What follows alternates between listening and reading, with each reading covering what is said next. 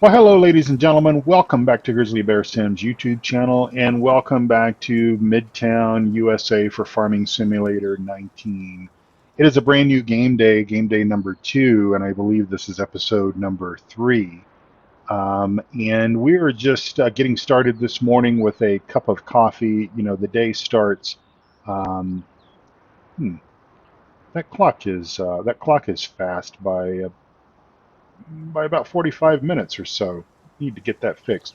The day starts around here with a nice hot a cup of coffee, just like it does in the real world. For me, I am absolutely worthless without a cup of coffee, and so it's good to the last drop. So we'll set our mug down there and head out of the house. And of course, this is our main farm home here on Midtown USA. Oops, got stuck there, and we'll head on out here. We've got, looks like the kids are playing Nebraska lands USA, the 4X map from CCS101 there. And we've got a fire going in the fireplace this morning. That will help keep the wife warm until she gets up and moving. And it is, like I said, it's just after 8 o'clock here. We'll shut the door because no need in heating or cooling the world, as my father used to tell me. Yeah, when I was a little boy, I had a tendency of not closing the door properly. And, well, he would often say to me, son, I don't work 2 jobs to be able to air condition the world. And of course, growing up in Texas, it was rather warm in the summertime, just like it is this year. So we're gonna, let's see, we'll just drive through the main farmyard. I see that either Billy Bob or Jack is already stirring around. Now, Billy Bob lives not too far from here, and he raises pigs. It's got a few pigs up there. Now, we'll occasionally probably go up there and check on those pigs for him, help him out from time to time with his pig endeavors. And right now, we need to go up to field number 3. Now, this is kind of the field that we were having the problems in trying to fertilize because we couldn't see where we had been because of the corn stalks. And we went ahead and had Jack started cultivating this last night, and just basically ran out of daylight and ran out of time, and got pretty low on fuel as well. And so, sort of as a result, and I've parked a little close there, Jerry, but as a result, we need to fuel up our our big John Deere tractor here. Now, this is a modded truck here. This kind of came new on the Mod Hub, and it's got this PVC fuel tank that comes with it that you have to purchase separately and basically load it up into the back end of this pickup. And pretty cool stuff. So what we're going to go ahead and do is we'll fire up the tractor and let it warm up because, well, why not? And we'll head over here and we'll crawl in through this door because otherwise, most likely it's going to put us right back in the tractor again. And that took quite a bit of diesel out. Now, we'll tell you something about this mod. And again, this is available on Giant's Mod Hub. But I couldn't figure out how to fill this PVC canister from the farm tanks, from the fuel at the main farm.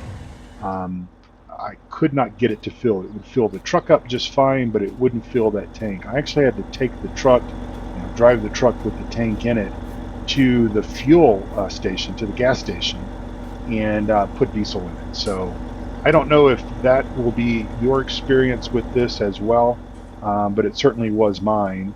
And no big deal. No big deal at all.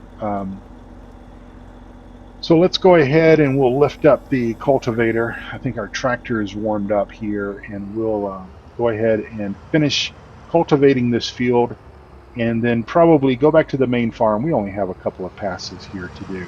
Probably go back to the main farm and grab the tractor with solid fertilizer kit on the back of it, and then come back and fertilize a little bit of this field. Probably won't get it all done, but that's okay too. Hope everyone is having a wonderful day. I am having a splendid day.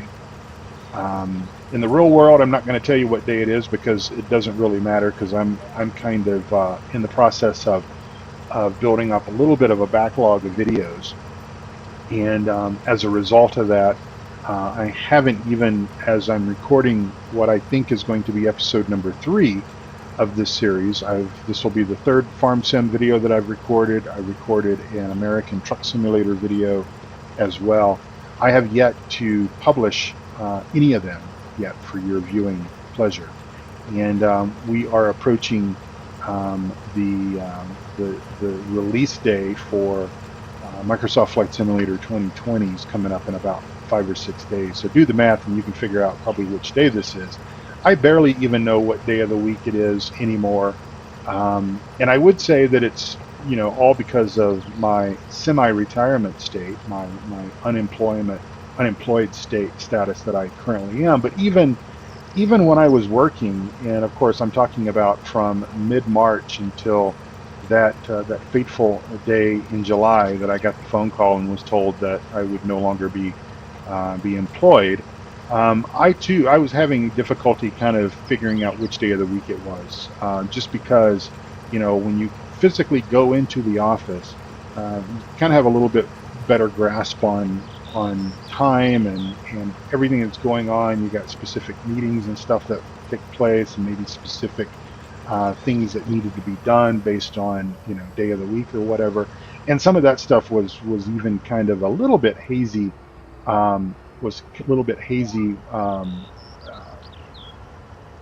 From that standpoint. But certainly now that I have hit the semi-retired status or unemployed status, as it were, I am just it's like my dad says when he retired. Every day is a Friday if you want it to be. Every day is a Saturday if you want it to be. And so I am, kind of sticking to a schedule. My wife and I, obviously, my wife is still working, so Monday through Friday, 8 to 5. She's kind of tied up with her job, and so that leaves me time to do DIY stuff.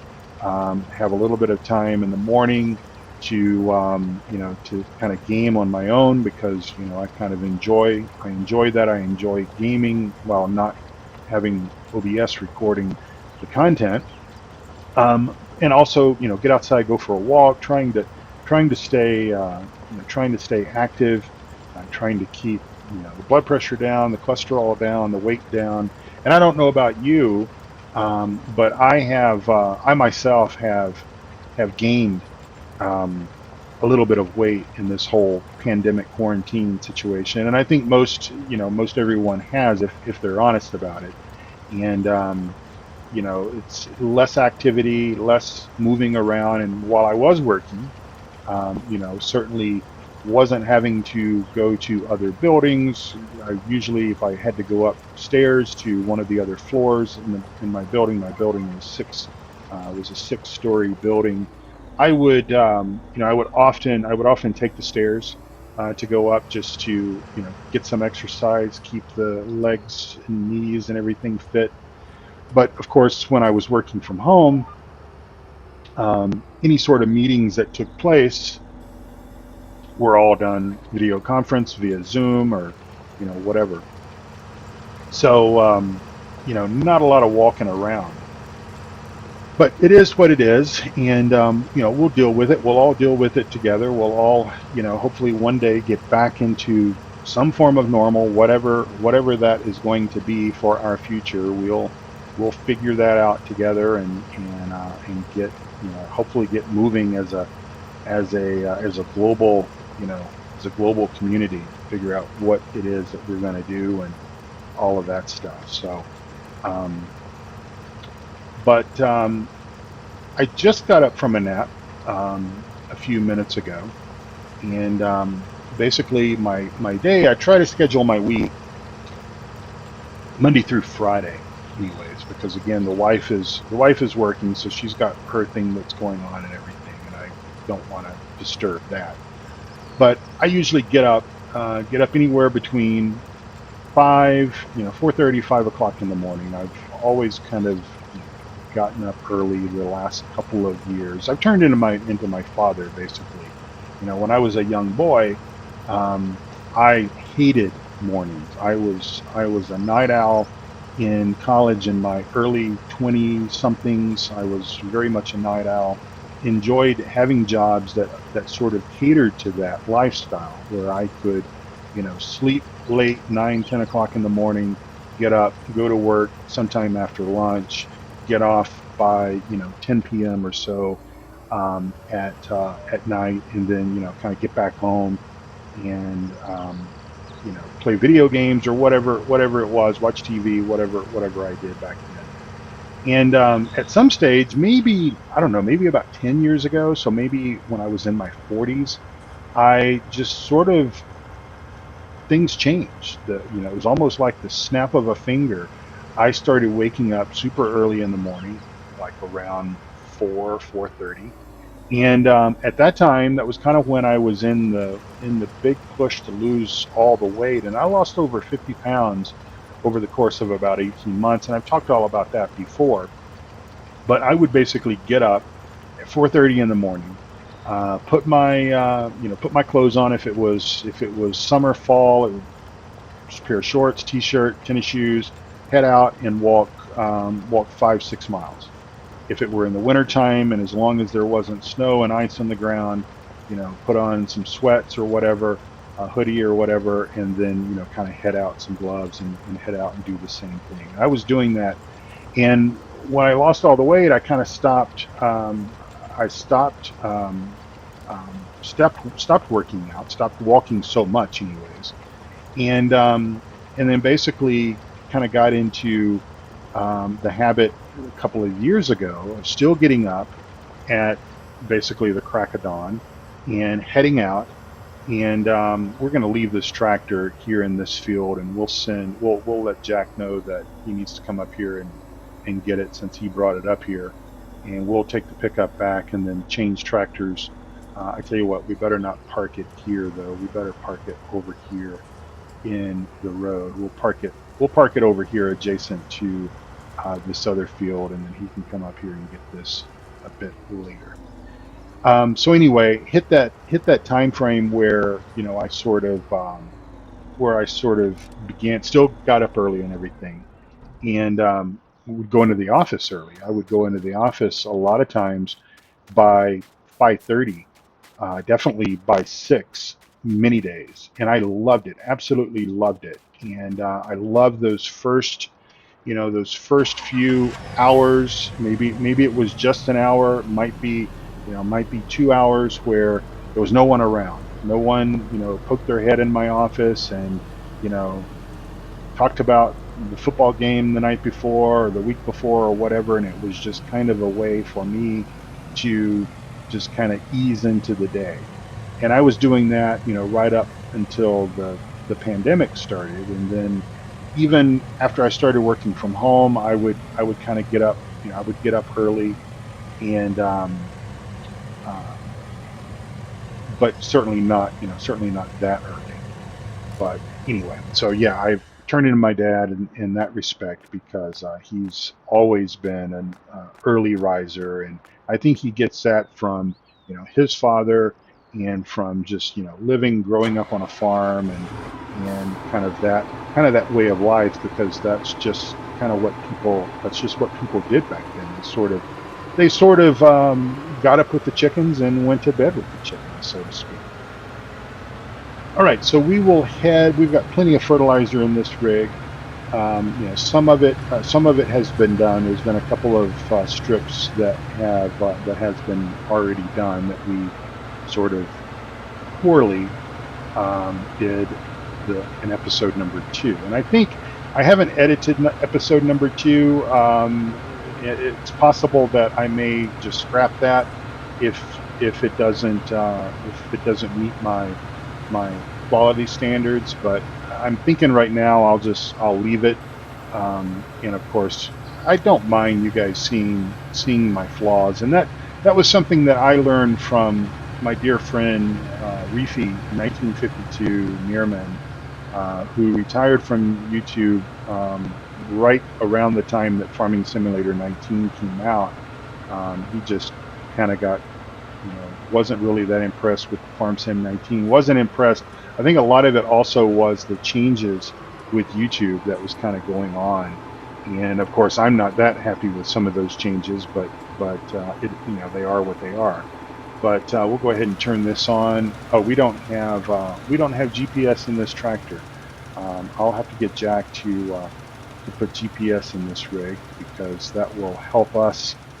That'll help us spread fertilizer a little bit better with GPS. But anyway, one of the things that I was impressed with Meerman Reefy 1952's videos was he left everything in, warts and all. I'm not a professional content creator by any stretch of the imagination. I'm no Steven Spielberg. Many in our community are and do a fantastic job in creating content. Very, very professional. I think I have improved since the days of Farm Sim 15, when I was kind of struggling to kind of figure out what in the world I was doing and why I was doing it and all of that stuff. But Reefy used to leave warts and all in his videos. If he ran into a tree, he ran into a tree. If he did something else, he left it in. And that's kind of my philosophy on this as well, is that nobody's perfect. If you are and you make farm sim videos, then I take my hat off to you that you can do that without having to do a bunch of jump cuts and edits and stuff like that. But I'm just not, that's just not me. I do this for the camaraderie. I've got many very good friends who we're, I guess, YouTube, Discord, social kind of friends, because we've never met in person, even though I did meet Eustace Pharmer a couple of years ago. EP and his wife flew through Denver. I don't live in Dallas anymore. Flew through Denver, and it was in like February. It was snowing like crazy, and he was headed down to Vegas, I believe, or Southern California, or maybe both. Maybe he was doing both at the time. It was before he moved to Vegas. And I went out to the airport. He was going to have a layover of a couple of hours, and he didn't mind coming out through the security checkpoint and everything to come in and visit with me. And we spent hour and a half, 2 hours together. Great opportunity to meet such a wonderful person. And so that's really the only person that I've ever met that I have a relationship, a farming simulation-based game relationship with. I would love to meet many more of you all, but obviously the world we live in now, that's going to be probably difficult for a while. But in any event, I've got friends that watch, and I think that they're accustomed to what I do, how I do it. And I suppose if you don't like it, there's like they say, if you don't like what's on TV, either turn it off or get up and flip the channel. Of course, getting up and flipping the channel, that's a memory from years gone by. Most of us that grew up in the 70s, maybe very early 80s, probably were the remote control in the family, especially if you were the youngest, or if you were the only child at home, as is the case with me. I'm an only child, and I was the remote control. I was the one that got up to go change the channel. Of course, at one time, we only had two channels to watch growing up in kind of rural East Texas. And but go up, turn the volume on, move the rabbit ears, tweak that little piece of foil. There was always a little piece of foil on one of the rabbit ears, never both, but one. That's all it took to get the picture in nice and well, as nice as one could get it back in the 70s. And I was that person. I was the remote control that could get up and go and do that. And I think what I'll do here is we're gonna make a turn here. We're not gonna hit that sign. Try not to hit any signs.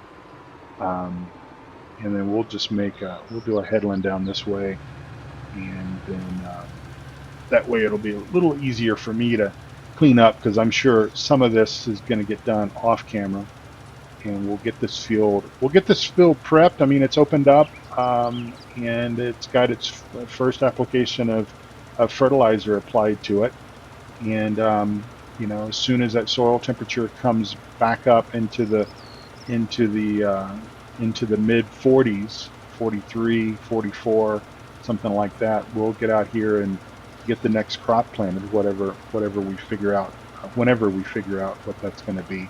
It'll either be wheat or oats, maybe canola, something like that.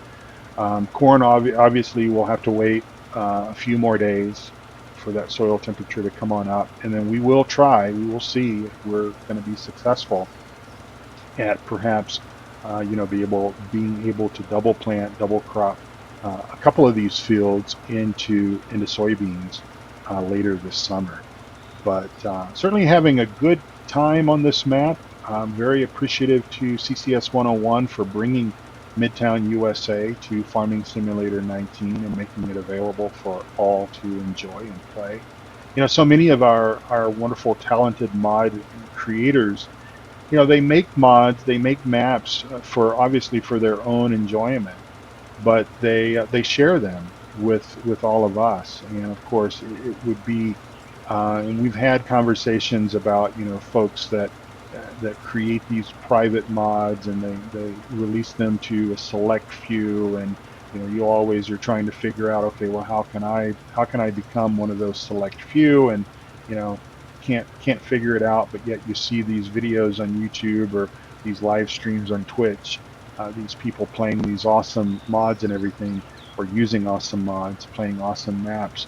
And guys like CCS101, Bullet Bill, so many others, Stevie, create these things for their own pleasure, for their own enjoyment, but yet they also share them with the community, and they do so oftentimes at great risk in a way, because the community is not always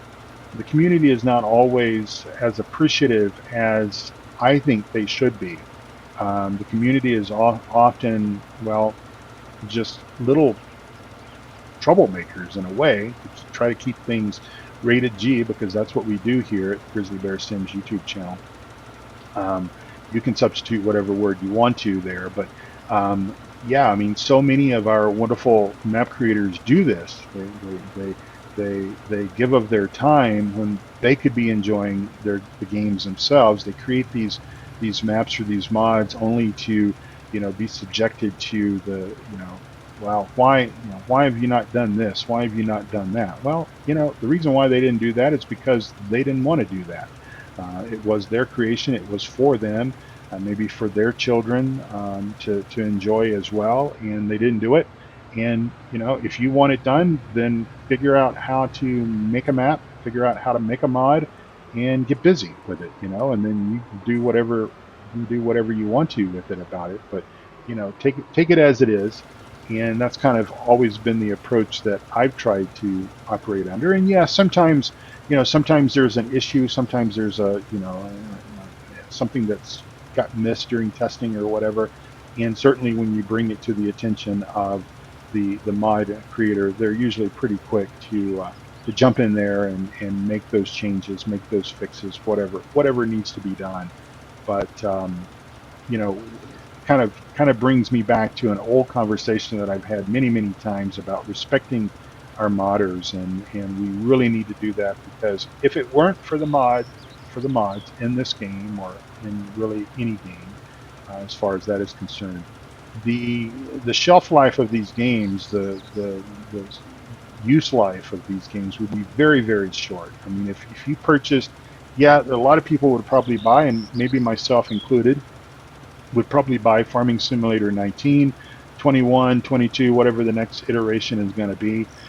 If it only had two or three maps in it and a handful of default equipment, once you played those, and of course, that's I could segue into a different conversation about the fact that default maps are generally not as good as the modded maps are. They don't have near the, you know, near the playability and all of that kind of stuff. But even if that was the case, even if they were fairly decent, um, you know, once you played through them, the game would be done.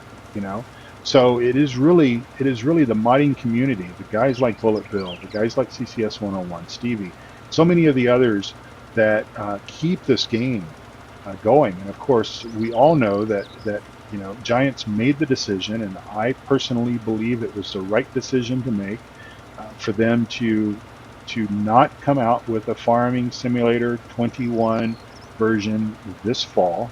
We normally, right now, we would normally be, you know, drooling over perhaps some screenshots, some leak, some videos, released videos and stuff about the next iteration of this wonderful game.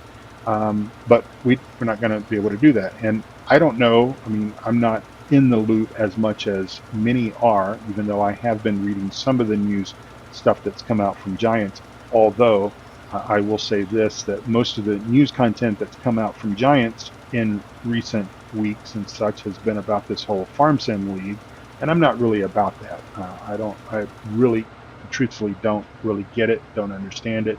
But anyway, for each their own. And if you enjoy it, then hey, more power to you.